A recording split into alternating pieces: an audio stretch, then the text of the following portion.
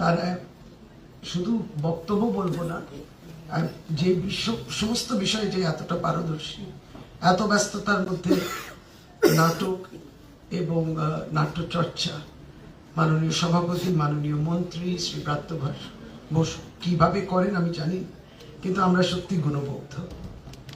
মাননীয় vice chairperson Arpita দিও তাই, অর্পিতা ঘোষ মাননীয়, তিনি মাননীয় প্রাক্তন সাংসদ, বহুমুখী, বলতে গেলে সে মাল্টি ট্যালেন্টেড।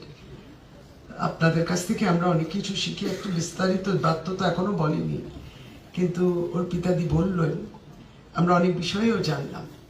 আবার মিনার্ভা থিয়েটারও কি ছিল আগে, এখন যা হয়েছে, এটাও সত্যি কৃতজ্ঞতা জানাতে হয় মমতা বন্দ্যোপাধ্যায়।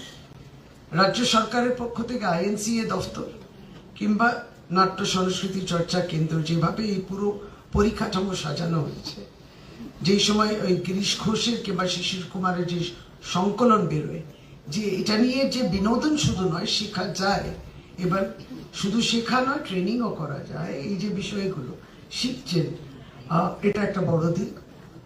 এবং শ্রী দেবাশিস মজুমদারের মতো মানুষ যারা থিয়েটার জগৎ এবং ইতিহাস এটা নিয়ে বহুদিন এতটাই ঘুলে খেয়েছেন কিংবা এতটাই বিষয়টা নিয়ে জানেন যে অনেক কিছু সত্যি শেখা থাকে, এবং তারাই এই ভিতটা তৈরি করে দিয়েছেন। মাননীয় দুজনই সচিব এবং যারা দায়িত্বে রয়েছেন আছে, অতীন্দারও আবার একটা দিক আছে, খুব ভালো, সুন্দর গান করতে পারেন। আমরা প্রত্যেকেই একটা ইচ্ছে থাকে, আমাদের তো দেখারই সুযোগ হয় না। এত সুন্দর আজকে একটা নাটক যেটা ব্রাত্য নিজেই লিখেছেন, কিন্তু সুযোগ নেই। কিন্তু যেটা বলার সুযোগ আপনাদের রয়েছে, সুযোগ যারা গিরিশ মঞ্চ মতো এই মঞ্চ কিংবা পাশে যে যাত্রা মঞ্চ, ক্ষীরোদপ্রসাদ বিদ্যা বিনোদ এবং যাত্রা সপ্তাহ যেটা হয়, বহু এখানে মানুষের বহু চাহিদা রয়েছে।